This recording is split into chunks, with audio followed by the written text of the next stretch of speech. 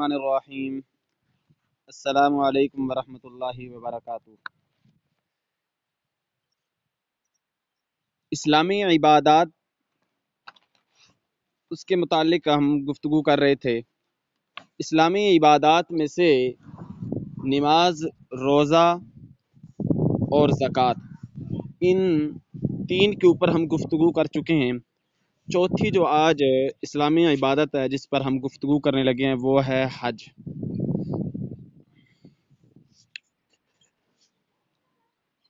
حج اسلام کا ایک بنیادی رکن ہے اور اہم ترین رکن ہے۔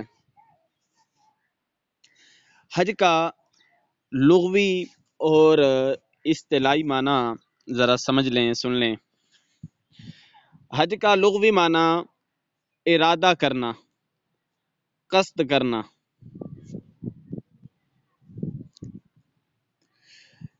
حج کا لغوی معنی ارادہ کرنا، قصد کرنا، جیسے کہ آپ کی کتاب کے اوپر بھی لکھا ہوا ہے، زیارت کا ارادہ کرنا۔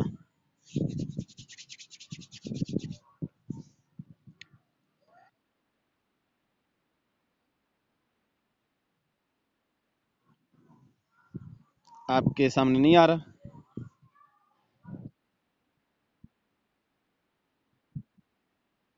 چلے آ جائے گا، آ جائے گا، آ جائے گا۔ حج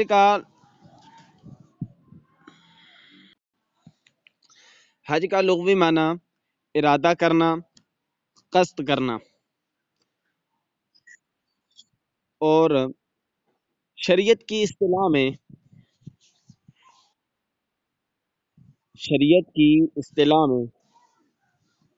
مخصوص ایام کا، مخصوص ارکان کا، مخصوص مقامات کو ادا کرنا، زیارت کرنا۔ شریعت کی اصطلاح میں مخصوص ارکان کا، مخصوص مقام پر مخصوص ارکان ادا کرنا۔ یہ جس کا اسپیکر کھلا ہوا ہے میوٹ کر دیں، میں نے ریموو کر دینا ہے، اپنے چیک کریں، ریموو کریں۔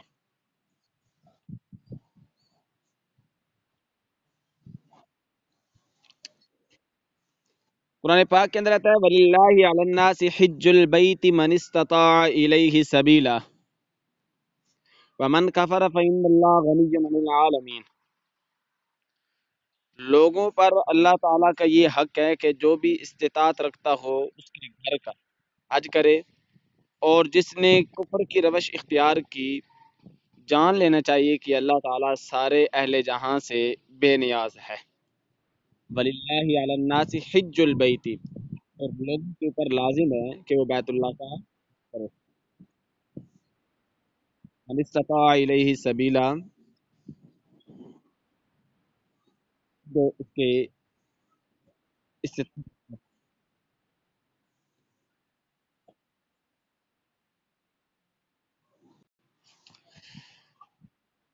ایک حدیث پاک کے اندر آتا ہے کہ جو بندہ بیت اللہ شریف کا حج نہیں کرتا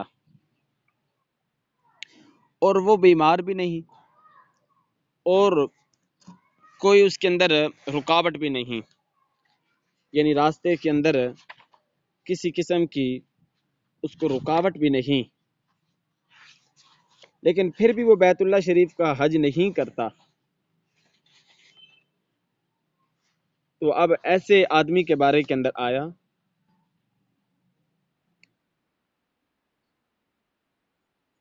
کہ وہ یہودی ہو کر مرے یا عیسائی ہو کر مرے۔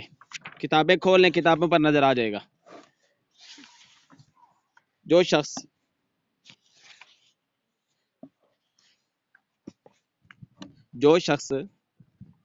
کسی قسم کا عذر بھی نہیں پاتا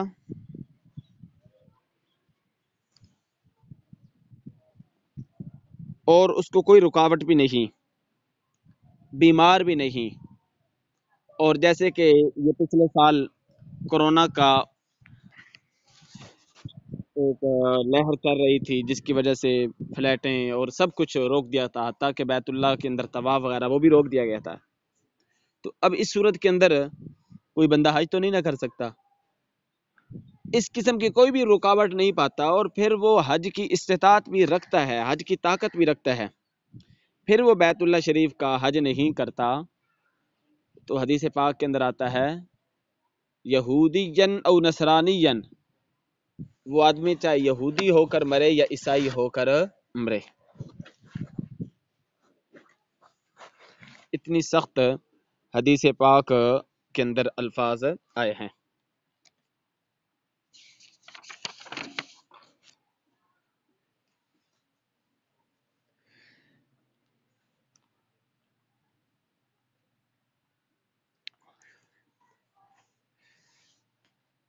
کعبہ بیت اللہ شریف، اس کی تعمیر آج سے تقریباً 4,500 برس پہلے حضرت ابراہیم اور حضرت اسماعیل کے ہاتھوں سے ہوئی تھی.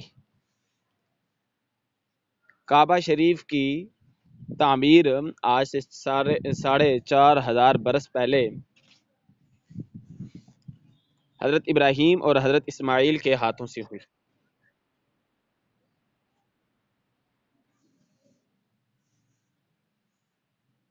وَأَمْنَا وَاتَّخِذُوا مِن مَّقَامِ إِبْرَاهِيمَ مُصَلًّى، اور جب ہم نے اس گھر کو لوگوں کے لیے مرجع اور امن کی جگہ بنایا اور حکم دیا کہ حضرت ابراہیم کے کھڑے ہونے کی جگہ کو نماز پڑھنے کی جگہ بنا لو.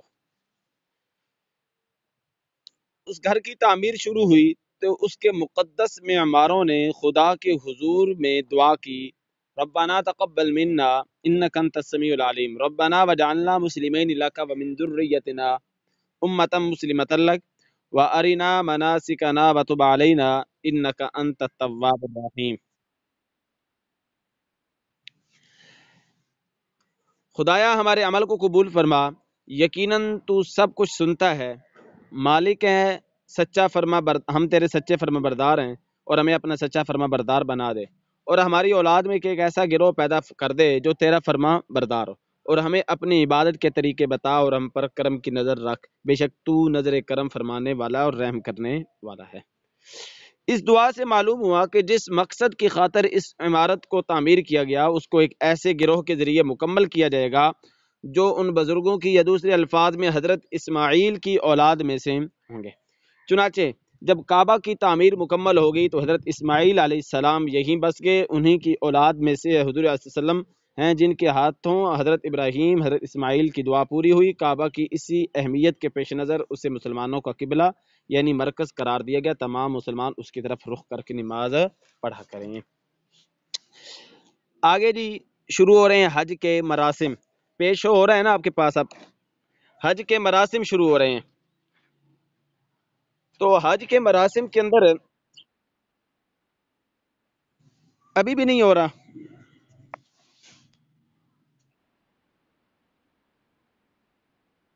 Okay okay okay. حج کے مراسم میں سے سب سے پہلی چیز ہے احرام ڈالنا. سب سے پہلی چیز ہے احرام کا ڈالنا. مرد کا احرام 2 چادریں ہیں اور وہ دونوں ان سلی ہونی چاہیے، یعنی وہ سلی ہوئی نہ ہو. آپ کے سامنے نظر آ رہا ہے کہ مرد نے ایک چادر نیچے تہ بند اور ایک اوپر اوڑھ رکھی ہے، جس میں سے اس کا دایاں کندھا وہ نظر آ رہا ہے اور بائیں کندھے کے اوپر اس نے لے رکھی ہے.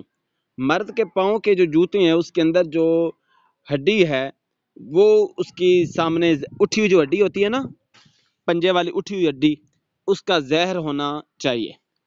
عورت کا جو احرام ہے وہ اس کا لباس ہے، البتہ جو اس نے اپنا چہرہ ہے وہ زہر کر کے رکھنا ہوتا ہے. احرام کے اندر اپنے چہرے کو اس نے زہر کر کے رکھنا ہوتا ہے، بالوں کو سمیٹ کر اور چہرے کو زہر کر کے رکھنا ہے. چلے اب میں تھوڑی سی اس کی تفصیل بتاؤں. گھر سے آپ نے غسل کر لینا. گھر سے گھر سے غسل کرنے گھر سے غسل کرنے کے بعد جب آپ نکلیں گے جناب ایئرپورٹ کی جانب، ایئرپورٹ پر جگہ بنی ہوتی ہے، وہاں پر آپ نے احرام ڈال لینا ہے۔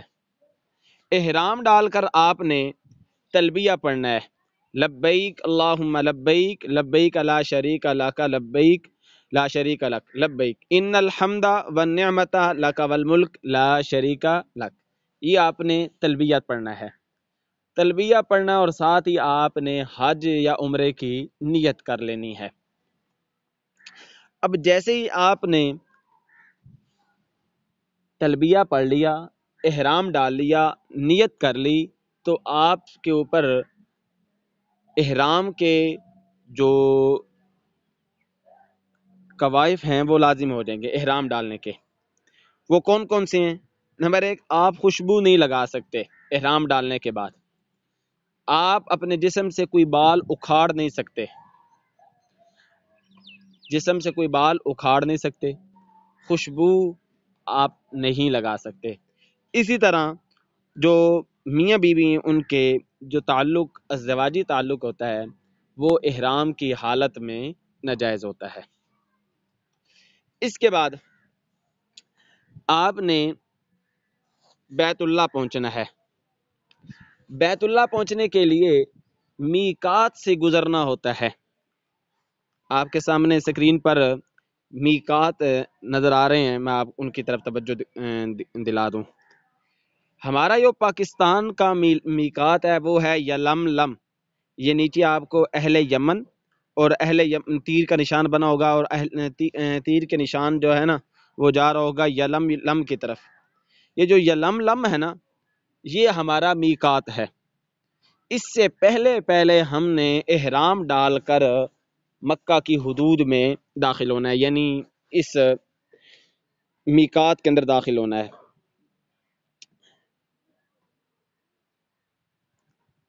جو لوگ مدینہ منورہ سے آئیں گے وہ لوگ ذوالحلیفہ کا جو مقام ہے وہاں سے احرام ڈال کر آئیں گے۔ جو لوگ مدینہ منورہ سے آئیں گے ذوالحلیفہ کا مقام وہاں سے، اور کچھ اہل شام کی طرف سے جو آنے والے لوگ ہیں وہ مقام جحفہ وہاں سے احرام ڈالیں گے۔ ذات عرق والے ضروبیہ کے مقام سے، اور طائف والے کرن المنازل کی جگہ سے احرام باندھیں گے۔ ٹھیک ہے، تو یہ ذوالحلیفہ ہے، یہ مقام ہے، میقات ان کو کہا جاتا ہے۔ ان سے پہلے بندے نے احرام ڈالنا ہوتا ہے۔ اگر یہ میقات گزر جائے اور بندہ احرام نہ ڈالے تو اس کے اوپر ایک دم جانور کو قربان کرنا یہ لازم آتا ہے۔ مثال آپ کو دوں، آپ جہاز کے اندر بیٹھ گئے، احرام آپ نے نہیں ڈالا، آپ کہیں گے راستے میں ڈال لیں گے، کیونکہ جہاز میں جب بندہ بیٹھ جاتا ہے تو وہ اعلان کرتے ہیں کہ اپنے احرام ڈال لیں، تو آپ کہیں گے چلیں راستے میں ڈال لوں گا، لیکن یوں ہے کہ آپ کی آنکھ لگی، سو گئے، اور وہ مقام گزر گیا جہاں سے احرام ڈالنا تھا۔ اعلان تو کیا جاتا ہے لیکن وہاں پر صحیح انتظام نہ ہونے کی وجہ وہ مقام گزر گیا۔ اب آپ وہاں سے واپس تو نہیں نہ آ سکتے، جہاز والوں کو کہیں گے روکیں بھائی روکیں، ذرا جہاز واپس لے جائیں، میں نے احرام ڈالنا تھا اور میں احرام نہیں ڈال سکا، واپس لے جائیں۔ ایسا تو نہیں ہو سکتا نا، ممکن نہیں ہے۔ تو اس صورت کے اندر کیا لازم آ جاتا ہے؟ ایک دم ایک جانور قربان کرنا یہ لازم آ جاتا ہے۔ تو اس لیے ایئرپورٹ سے ہی احرام کو باندھ لیا جائے۔ احرام باندھنے کے بعد آپ پہنچیں گے بیت اللہ شریف۔ بیت اللہ شریف پہنچ کر آپ اپنا سامان رکھیں گے ہوٹل کے جس کمرے کے اندر، جہاں پر سامان رکھنے کے بعد آپ سیدھا بیت اللہ شریف آ جائیں گے۔ اب آپ کو پہلے میں عمرہ کا طریقہ وہ بتا دوں۔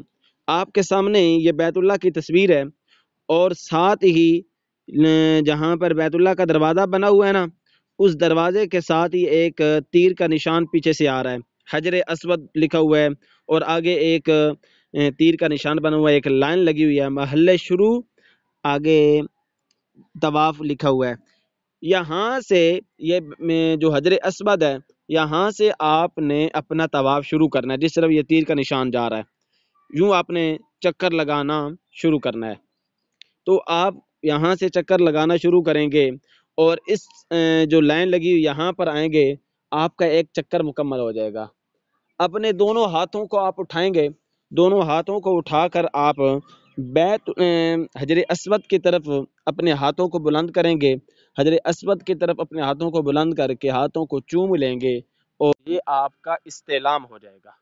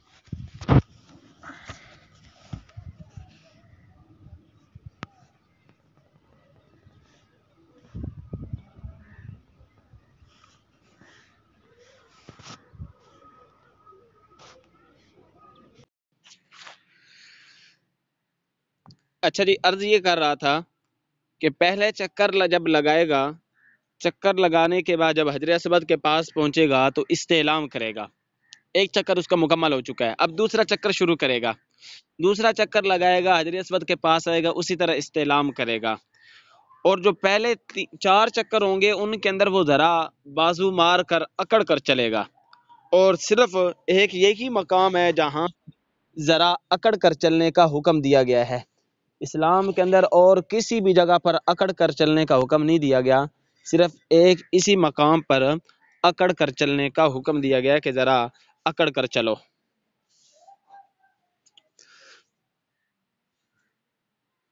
آواز آ رہی ہے سب کو؟ اوکے۔ 7 چکر لگانے کے بعد